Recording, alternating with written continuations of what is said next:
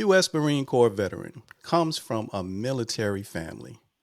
Darris Rollins. Mr. Rollins, are you ready? How are you doing today, sir? I'm ready. All right, well, let's get into it. Urban Christian Veterans provides a safe place for Christian veterans of color to discuss the challenges you face in your daily lives. Being a person of color has its challenges. Being a Christian has its challenges. Being a veteran has its challenges. All of those factors being combined makes for a unique and sometimes difficult life experience that is seldom talked about in public forums. Thank you for tuning in to the Urban Christian Veterans Podcast. Here's your host, D. Allen Rose. Thank you, Aaron, for that wonderful introduction. This is D. Allen Rose, and you are listening to the Urban Christian Veterans Podcast.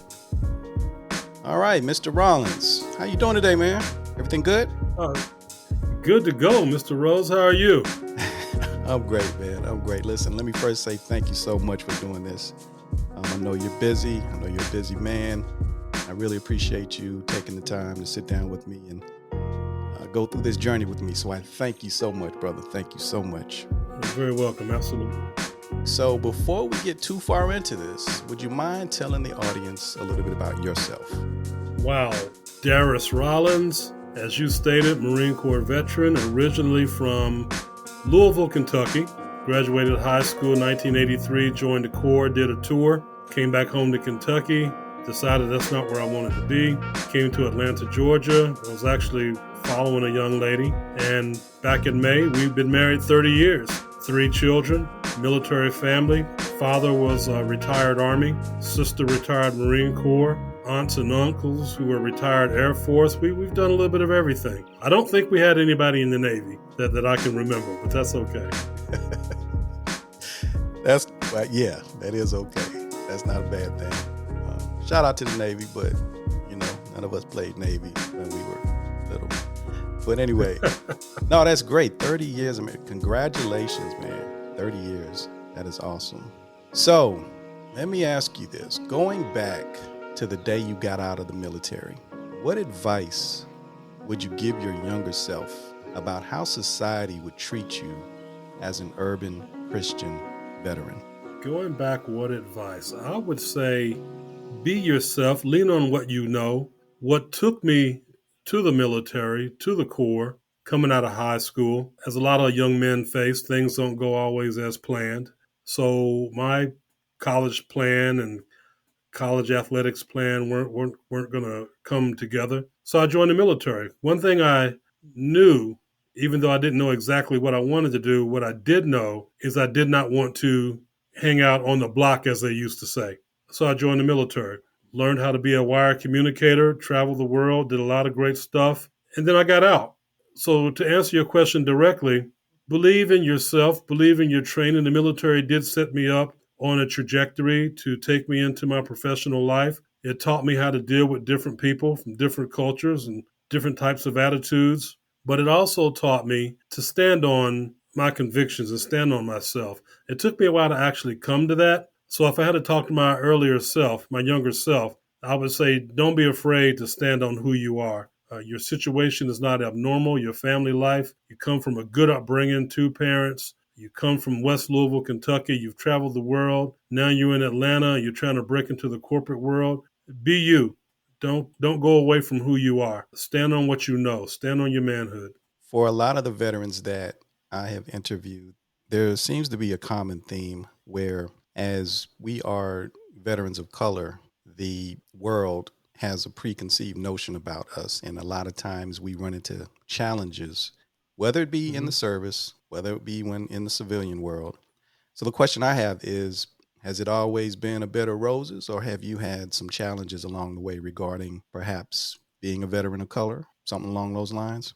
Absolutely. I do believe, and I remember instances of going into the corporate world as a young veteran and having to deal with different views that people may have of you being a young veteran. And I'll give you a couple of examples. It could be that people will view you that, well, he's a military veteran, he's a Marine, so he understands how to take orders. So they tend to talk to you in a certain way as if you're my superior officer or you're a higher ranking officer, commissioned or non-commissioned. But you have to really look at the way people are talking, especially moving further south, and try to gauge what they're trying to say and where this is coming from. People will also look at you and make judgments based on your politics. He's a military veteran, but he's also an African-American military veteran. So where some may think I would tend to be more conservative than they would expect, there are others who think, well, maybe he's not. Maybe he's more liberal. But what you usually deal with is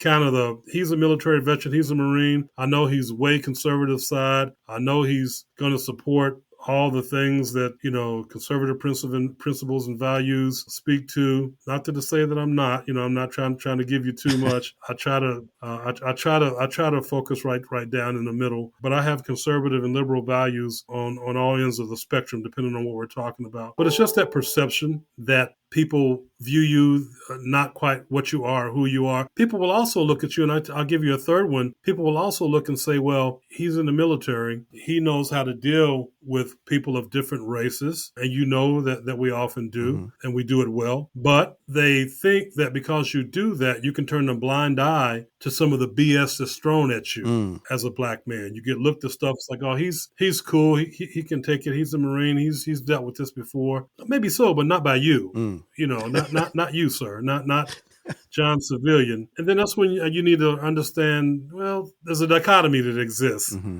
There's Marine and there's Christian. They can coexist. They can coexist, but sometimes the language changes. Right. If you understand what I'm saying. So it's a balancing act. Wow, that's a great perspective. That is also interesting. I'd like to get your take on the whole political thing. And what I mean by that is my personal experience is that those who look like me expect that my political beliefs will lean a certain way because we look alike. And I'll just put it out there. Person of color, you have to be a Democrat. So obviously you're going to vote blue. And in discussions about certain things, like you said, you have values that kind of are on both sides, depending on the situation. Some conservative, some liberal, depending on what you're talking about. Have you ever dealt with that? Have you ever dealt with someone who may look like you and just assume that you're on the same team because of how we look? Yes, absolutely. Friend, family, close family. And you're right. So over the years, I've groomed myself to focus on what I call, and I teach my children this, issues and access. I vote based on the issue, and locally I vote based on the access. Who can I talk to? Who do I know? Who do I have some type of relationship with? If I pick up the phone and call you, will you call me back? Now, I'm 57. So when I registered to vote, since I've registered to vote over the years we'll talk about national elections, I have voted Democrat and I have voted Republican based on the issues. So, and I know we'll probably talk about this later, all politics is local, but on a national scale, you got to keep in mind, the veterans will understand this. When I joined the military in 1983, it was under the Reagan administration. And during that time with that president and that administration, the military got a great degree of respect. There's a lot of things going on around the world. Around that time, I was with Second Marine Corps Division, but I was going through training. They had deployed to Beirut, but I was still going through my comm school. So I didn't go with the unit there. And then when I finished, I ended up in Okinawa, Japan, and then a little bit of South Korea. But during certain administrations, more money flows to the military sometimes than others. A little more attention and respect is given sometimes more than others, even though within the family, a lot of that money goes more toward the Army and Air Force than it does us lowly Marines. But, we make do with what we have. But yes, I deal with that. But to your point, also something you said about when people look at you, they think you're a certain way or you vote a certain way. One thing about African Americans, I tell people, we're not a monolithic people. Not every black person you meet is going to be Democrat. Not every black person you meet is going to be so far right on the Republican spectrum that you can't understand them, or so far left. I know people both ways, and it's hard to have a conversation with them at times. People got to realize up until the 50s, 54, 55, somewhere in there, most African Americans were Republican until, the politics changed and, we begin to swing more Democrat. So again, I focus on the issue. I look at the issues at hand and who can best affect where I live, work, and play. Mm-hmm. That's what I boil it down to. Well, you mentioned Marine and Christian. Could you speak more about the crossroad there between the two? People always say, when I say, oh, you were in the Marine Corps, and you know what they say. You know the first thing they say, oh, you guys are crazy. And I always tell people, in my experience, what I've seen, it could be the same in the Army. I think boot camp makes you more what you are. So whoever you were when you went in, there'll be some changes, there'll be some maturation, but you're going to be who you are. And I've always been pretty good dude. But there is, when you're trying to learn that military culture, that particularly for the Marines, that fighting lifestyle, that gung-ho, there's a certain mentality that often takes over depending on your job, your MOS, your assignments, that can bring out other things in you. Hanging out with the guys after work, the drinking and the corralling and cruising and all the things can often bring out a lot in a young man, especially when deployed to some exotic country or some, hard theater area where things are hard. But when you get your time off and you go do whatever you do, wherever you go, I mean, there's going to be some falls. So, but at the heart, I think if you are a Christian man at heart, it's like they say, you train up a child in the way they should go so when they get older, they don't depart from it. Same thing with a young man going through the military. If you're trained well, and we understand training in military, when you go through, you won't depart. So yes, was I 18 to 22-year-old touring the world, doing whatever? Absolutely. But I also moved with conviction. I also did not go as far off the grid in some things that I've seen others do. And I've always seemed to be within the organizations or the units that I've worked in, been one of those guys that some of the other guys could come back to and say, hey, man, can I talk to you? I've actually remember being in a situation in a platoon when a guy came to me and said, hey, I want to talk to you. I've seen you read the Bible. I don't understand religion. I just want to talk to you. I'm going through some things. And we had a great conversation. I believe with that gentleman, we prayed the prayer of salvation. I actually ended up giving him my Bible. And I'm pretty sure back then I told him what I tell a lot of others: don't focus on religion. Religion's not going to get you into the kingdom. Focus on your relationship with God and his son Jesus. So if you can always get back to that, you can't go too far. I tell my sons the same thing, and my daughter too, but particularly my sons. You can't go too far away from your family that you can't come back. And that's my walk with Christ. I don't think I can go too far where I can't come back. It's just as I grow older, I don't go as far, as frequent at any time, really, now, that I'm in this season of my life. So imagine you're talking to a young person and maybe they didn't have the same exposure or Christian upbringing. They come to you just like that gentleman did, had questions. Maybe they didn't understand. Maybe they were curious. And they're at a point in their life where, from a spiritual, religious perspective, there is a lot of input. There's a lot of noise coming from a bunch of different places, especially in the military. But particularly when you get out, you've got people who call themselves Christians that may not look like you. They refer to themselves as evangelicals and say, here's how it works. You've got others who call themselves Christians who do look like you, but they come from a different perspective as well and say, this is how it works. Then you've got people who are not Christians, maybe Muslim, coming at you. This is how it works. And you find yourself in front of this young man or woman and saying, I've got all these inputs coming at me. How do you deal with that? Which I'm searching. I'm curious. What advice would you have for them? I think the first thing that you have to do is listen, because we've always seen Jesus meet people at their point of need. And for me, I have to pause, I have to hesitate, and I have to listen. One of my guiding scriptures has always been Joshua 24:15. And if it seem evil unto you to serve the Lord, choose you this day whom you will serve. Serve whether the gods of your fathers, the ones who are on the other side of the flood, or the gods of the Amorites, in whose land you dwell. But for me and my house, we will serve the Lord. But with some of the young people today, and I've actually had this conversation with young people, you can't come across as fire and brimstone as we may have come up. So yes, and I've talked to young men who've gone to college, and the young man even told me, he said, all my life I was told this was it. I was told this is the way. But I go to college, or for our conversation, we go to the military, and I travel to other countries, and I see Muslims whose faith walk seems to be a way of life. And I've seen Christians whose faith walk seems to be something we do on Sunday. I've seen carnal Christians. I've seen CME, Christmas, Mother Day, and Easter, Christians. You see it all. So what I would say to that young man is, I'm listening to you. I'm going to pray with you. You've come to me, and I have a Judeo-Christian upbringing. There are things that I'm going to talk to you about that will save your life, but there's another conversation that we have to discuss in the scriptures that will save your soul. And if you believe and you read and you meditate on the scriptures as it's taught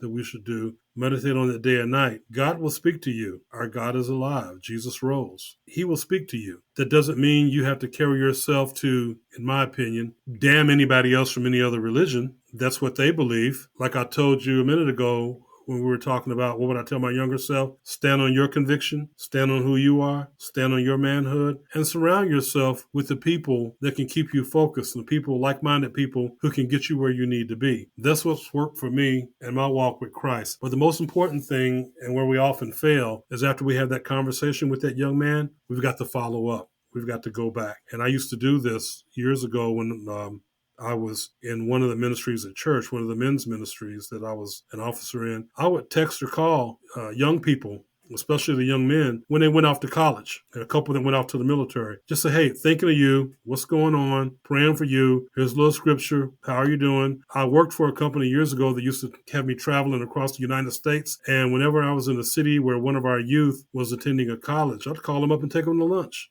So you have to follow up to show them that this faith walk is real, because people will watch you and base your life off more than what you say. As a side note, where that question came from is personal experience, because I was that dude. I was, what year was it? Yeah. 91. So I wasn't even 20 yet. Prior to that, I got stationed in Korea, being a 17-year-old boy/man. First experience, ran into a group of gentlemen, part of the 5%ers. Very influential over there. Yeah. Came back.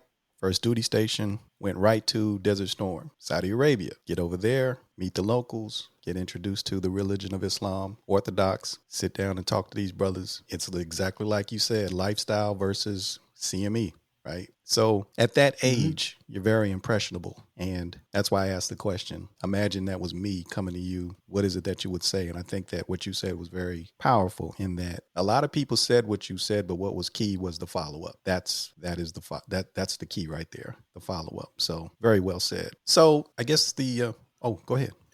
Mm-hmm. Yeah, it's funny you mentioned Sure. that. I just had a thought. I actually have a friend, 30-year military buddy, who's not much of a believer at all. And we still get together. I just saw him a few weeks ago, and we still discuss it. I don't condemn him. We still say, brother, how you doing? Peace, love you. How's the family? Do you think about reading the scripture? Have you been to a church? Have you met a young lady that's in church? I mean, because I could be that guy you met, one of the guys you met during your deployment, and you're impressed by Islam, or you're impressed by the 5%ers. But if I still stay connected to you and we're still having conversations 10, 20 years from now, I'm going to be there when and if you change. And that means something. Yeah, absolutely. And like you said, there's no condemnation. The brothers that I met back then, I still have nothing but love for them. We just don't walk the same path. That's all. Okay. So as veterans of color, we can oftentimes be misunderstood, as we've mentioned already. What is the one thing that people get wrong about you the most? I would say there's a crossroads somewhere between politics and personality. Again, you would think that someone would look at me, some type of person might look at me and hear me say, Marine Corps veteran, U.S. military veteran, Christian. Then they're probably going to say, oh, well, he's down, God bless America, he supports this or he supports that. That's not always the case. That's not always the case. I may not be as far right as you think. I may not be as far left as you think. But people often misjudge me and my walk. To give you an honest example, I had a very close relative who came to me to tell me that they were gay. And they were reluctant because of same thing. I had another relative that was actually locked up and came to me when they got out to talk to me. But a lot of people are reluctant to talk to me on that level because of how they view, how they think, or what they've been told about me as a Christian, or me as this, hardcore guy. And what I told that particular relative was, I don't condone, even though I may not condone your lifestyle, I'm not going to condemn you as a relative that I love. I love you. So still be who you're going to be. Don't forget who you are. Don't forget whose you are, because there are people, you could throw a dart and hit a different sin and people will weigh it more than any other. But I still have love. If you've made a mistake, like the one person who spent a little time in jail, if you made a mistake, I'm not going to condemn you for that. I mean, our Savior was locked up. The disciples, spent time behind bars. So I'm not going to condemn you for that. So people misunderstand where they think I'm going to be or what they think I'm going to say. And same thing with my politics. People will think, well, you've got to be all for this. You've got to think about the police in this way because you're military. And I've had friends and family who were police, and I love and respect police. I love and respect the military. I don't love and respect when people do wrong. Mm-hmm. But when you see wrong, you've got to call wrong. Right. And just on that note, I'm sure you've recognized that there's a certain segment of society that have made it a habit of hijacking certain terms to fit their narrative. Terms like patriot, terms like Christian and evangelical, depending on the circles that you say those words in, it means something different to them. And so how do you deal with that? Because I would think that as a military or a former military service member, we consider ourselves patriot. But the word patriot means something different in other circles. The word evangelical shouldn't mean what some call it to mean these days. So what's your take on that? How do you deal with that? That's interesting. The neighborhood I grew up in Louisville, in that neighborhood, actually on my street, I could walk out my front door and walk to the corner, and there was actually a Catholic monastery at the end of the street. We'd play out in the street. The monks would come out, or the priests, and actually they had monks in there. They would come out and give us cookies and stuff. Across the street was a holiness church.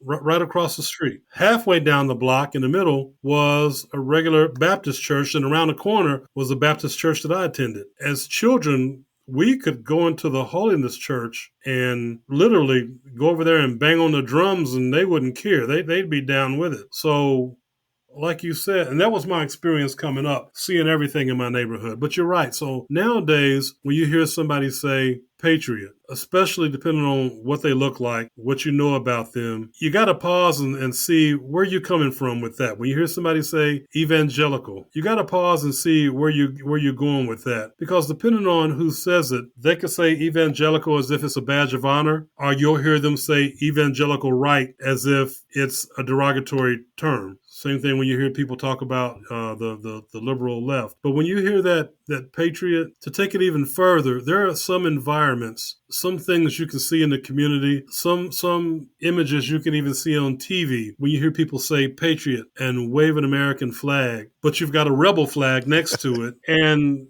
I'm trying to understand, well, who you're talking about, because one means one thing to me, the other means something else. But when you put them together, I kind of get skeptical of both. I mean, I tell you, this is sad. I will never forget the day I graduated from Parris Island. Okay. August 3rd, 1983, platoon 1086, Senior Drill Instructor Staff Sergeant Poto. We were on the parade ground, and color guard comes out, and they're taking, they're unfurling the flags. So they bring out the American flag. So we're at attention. We're in a platoon. You render a salute, and drill instructor, he does an about face, and he says, that's what it's all about. That right there. The perception of that, what it stands for, your family, and all that it means. I'm getting goosebumps. You can't see. I'm getting goosebumps right now. That day, I would have charged hell by myself that day. Fast forward to 2022, and you see people hitting people in the head with the American flag. You see people pushing a flag in front of people that look like me, saying that you're not, literally saying you're not an American. My family's from Horse Cave, Kentucky. You can't get much more American than literally.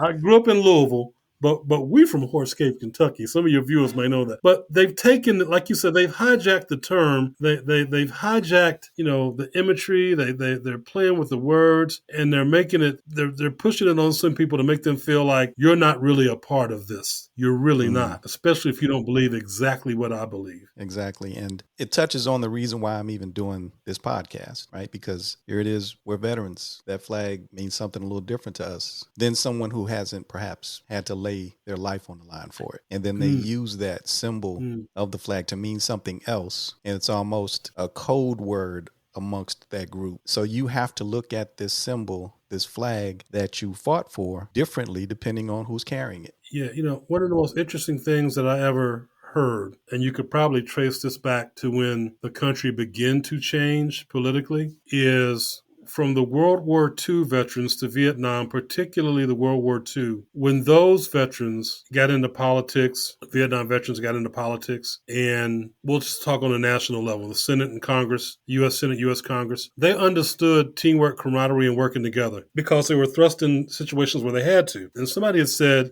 once we begin to lose, especially those World War II veterans and some of those Vietnam veterans, once we begin to lose those veterans in politics is when things begin to change. We begin to get more polarized. Now, if that's true, then I'm hoping that things will get back to what I call some baseline of normalcy, what I call. Your viewers may think different. I'm pretty sure the political spectrum could be all over the place. But from Desert Storm to Afghanistan to Iraq and Iran and Beirut, I mean, all those veterans who worked together and the skirmishes that are happening all over the world that most of society doesn't even know about. Those team members that know how to fight for the guy on the left and to the right, what the Army calls your battle buddy, to fight for those guys, you would think things would come back to more of a political camaraderie for the best of the country. That's my prayer, and not this polarization that we see now. Makes sense. I guess the last thing I'll say about it is it becomes difficult when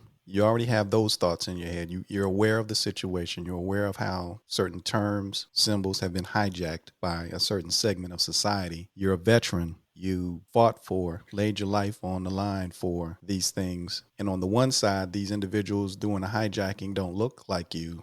On the other side, though, my personal experience, I can't say everyone has experienced this. There are some who look like me who have said to me, sort of, what's the word? Tongue in cheek. Oh, you're a veteran. Oh, you fought for that flag. Like, oh, you did that? Really? Why would you do that? Mm-hmm.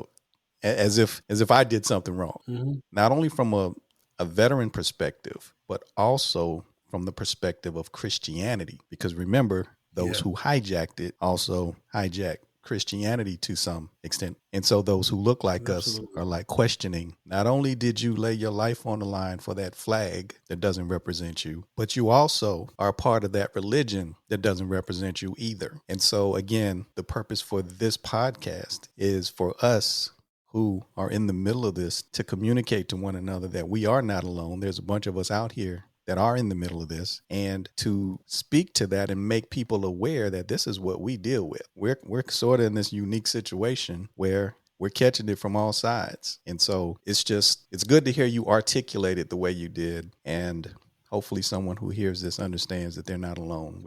We're out here. You might not see it in the media, but we're out here. Yeah. I mean, and I understand clearly what you're saying. People will often say, "Well, Christianity is not your religion," but Christianity existed in Africa years. I can't give you the exact year. I mean, you can just look at Egypt and Ethiopia, worshiping in the God Jehovah as we know him, and as far as you come home and people will say, "Yeah, you down with the flag?" Well, I could easily say, depending on who it is, you down with the flag? Yeah, but you out here, I see what you're doing. But what about what you're doing? And then somebody say, well, you down with the flag? Yeah, I'm down with the flag. U.S. Marine Corps, URA and everything. But I see you did well in college. I see you did well with your job. I see you're able to travel freely. What people miss about the freedoms that we often have, even though sometimes it just looks like there's no freedom in some cities and some situations with black men, and you could pick a city, you could pick a police shooting, you could pick that BS, that we go through. But to travel to another country for any period of time to see how others live and the freedoms they don't have, there's a lot of freedom. There's a tremendous amount of freedom in the United States that we take for granted that I've seen over the years in my travels. Even though I don't think things are the best right now that they could be, we need a whole lot of work to figure out where we're going to get on the other side of this. A lot of work. A lot of work. One of the things I didn't mention at the top of the podcast was I do a tremendous amount of community work with youth, and I've worked with progressive organizations. I've done work with business organizations. I've done work with police departments, law enforcement. It takes all of us working in all camps, understanding each other to get where we need to be. So we need a lot of work right now, Dennis. But my prayer and concern every day is that we'll just keep going forward to getting to where we need to be in this Christian walk and as this walk as a Black man in America and a veteran. I just think personally, the Black Christian veteran in wherever you live, work, and play are some of the finest people that you can meet and some of the best people for your community. Wow. And I could go all day about that. So, but I'm not, I'm going to, I'm going to move on. Is there anything you wish I would have asked? If so, what? And how would you answer? You did ask about politics on a national level. We talked about that. I'm gonna trip you out here in a second. You did ask me about politics, and I just think we've got a ways to go. I used to be a news junkie, and I don't watch as much as I used to. I watched everybody, and when I wanted a different perspective of how people from the outside looked in, I even watched a lot of BBC for a different perspective. But now I'm so disheartened with what I see that I'll announce it here on your show. I've become independent. I don't want to be on anybody's mailing list anymore. I don't want you calling me anymore. Mm-hmm. I'll make my decision again based on issue and access. People I thought would do some things, you ran and I ain't seen you since. People I thought wouldn't do a damn thing, you actually surprised me. So that's local, statewide, all across the board, as we discussed earlier. I've had a lot of friends. I've had several friends do podcasts, and they would always ask me a question similar to what you're asking, but they would always ask, what question would you ask somebody to end the podcast? And when you asked me that, it just took me back and made me think of this. You may never ask this question again, but I would always be curious when I ask people, what's on your playlist? What's on your playlist? And what you're really saying is, so what are you taking into your ear gate nowadays? And when I'm working, I listen to a lot of gospel. I listen to a lot of jazz. My wife's a singer. She sings for our church. So I listen to a lot of her praise and worship. I'm listening to everything from Aretha Franklin to Yolanda Adams, Daryl Coley, Gospel Workshop of America. I love the old stuff, some of the new stuff too. But I also love a lot of jazz. And when I traveled a lot, whenever I got to a city, I would always look for jazz and blues. So it's not unheard of to see me or find me sitting outside, on my deck here at the house till 3 a.m, listening to some jazz or listening to some blues, just always thinking, planning next, and winning battles. Awesome. Well, we have come to the end of this, but before we go, I need to ask you about current events. And one of the current events, even though it's sort of a look ahead to the future, politics. I noticed that the media is already starting to look ahead to the presidential election and how things are starting to shape up. There's talk of waning support on the Democratic side. There's talk of gaining support on the Republican side. Just in general, what are your thoughts on the presidential election? I have no idea where we're going to go. I really don't. My wife and I had this conversation this morning. We were eating breakfast. We had just come from the gym, 6 o'clock this morning, because I'm a Marine. That's what I do. and we were talking, and while we were sitting there talking, I grabbed my phone and I Googled possible presidential candidates, all parties, 2024. And I'm looking down the list. I'm like, nah, no, maybe. I can't see it. I couldn't see anything solid on either side. And I could sit here and say there's one or two on each of the major parties, Democrat and Republican, that I think might be a good ticket or a good candidate. I was watching something the other day, and I've gained some newfound respect for Tim Scott, South Carolina. Really? Young African-American Republican. Guy seems cool. And I can't remember I'm not going to get into what he said. He said some stuff the other day, and I was like, gosh, man, you almost had me. Had you put you with, I don't know, somebody, I don't know. I think maybe this will never happen. Maybe a Tim Scott, Mitt Romney ticket, or the gentleman, his name escapes me, starts with a K. He was the governor of Ohio, who I had respect for. You look on the Democratic side, and a lot of people are talking about Stacey, and that might be a possibility. Don't know if there's enough there to pull it off. Of course, you talk about re-election of the current ticket. I'll leave that thought up to your listeners. And I just in your spare time, Google and look at the list. Maybe there's somebody that's going to come out on either side that we just didn't see coming that could draw most of my support. Right now, I'm not sure I see that, and I'm looking. And there's a couple that, quite honestly, scare the hell out of me. Really? Really? Yeah. Yeah. On either side or one side? One side in particular. I can say it on both sides. Okay. I can say it on both sides. Okay. But one side, there's one on the far right in particular, and it's not who you think it is. Okay. Who's been there before that scares the hell out of me, and there's some on the left side I'm not quite sure of. That's why I'm thinking, maybe there's somebody good. Some Bible says don't be lukewarm, on the middle of the fence. Right. And I'm not trying to be lukewarm, but I guess my politics probably lean toward more moderate. Mm-hmm. Because I think that's where things can get done when people talk to each other. Again, all this division has put us in a heck of a state. But when people can talk, when a person can talk, I've always tell people it's easier to talk to a person than it is than a bunch of people. Mm-hmm. But when these groups of people get together, that's when there's trouble, Yeah.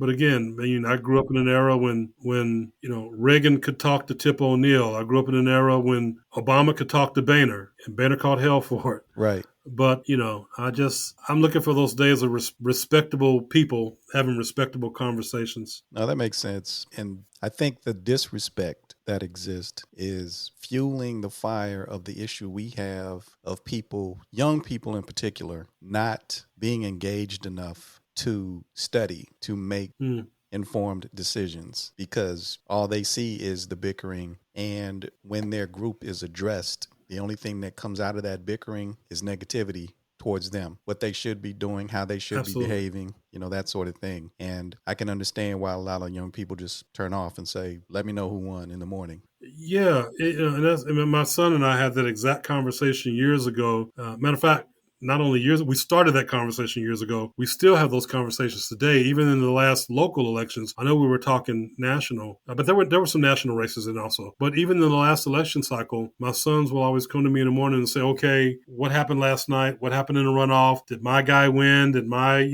lady win? Because I encourage all my children to vote. And when I talk about things like issue, when we talk about, well, here are the candidates, I want you to look at their platforms. I want you to read about their background. I want you to look at the debates and see how they speak to where you live, work, and play. Do you have a mayor that believes in community policing, that has officers in the community getting to know who the young men are, that can tell the difference between somebody coming home with a hoodie because they just came home from football track practice, or somebody you think looks suspicious because you're policing in this area, but you live 30 miles from here, and this just doesn't look normal to you, but I see this kid every day. So those are the type of things that I talk about. And it comes down from the top. What type of, edicts are going to be created from the national level that'll come down to the state and to the local, that'll change again. I've said it several times, how you live, how you work, and how you play. What affects what goes on around you. It's difficult, man. And what's even more disheartening is the sheer number of young people with that attitude, right? Because there's so many of them that they could really make a difference in the way things go if they got involved, but they're being turned off, turned away, that sort of thing. So yeah, turned off, or they're being led the wrong way about what each party represents, or maybe not. Maybe these are what these parties represent now, but they're being just led the wrong way about some of the stuff going on within the organizations today. Absolutely. Well, Mr. Rollins, we have come to the end of this, and wow. Listen, I thoroughly enjoyed this discussion, this conversation. Do you have any final thoughts? Anything else you want to throw out there into the atmosphere? Thank you. for this opportunity. I don't want the sun to go down without me saying thank you for this opportunity for me to voice my opinion, as well as all the other veterans on previous podcasts. But thank you for the work that you're doing. Like I said earlier, when two individuals have a conversation versus groups of people shouting with each other, then that's when the thinking occurs. So thank you for what you're doing. Keep up the good work. You're making a difference. Don't ever think that you're not making a difference, and because you are. And just keep doing what you're doing. And on behalf of all the veterans that watched, all the veterans that have participated, thank you. I appreciate that, brother. I appreciate that, sincerely. And with that said, as always, may God keep you, may God bless you, and may God continue to be with you. Thank you.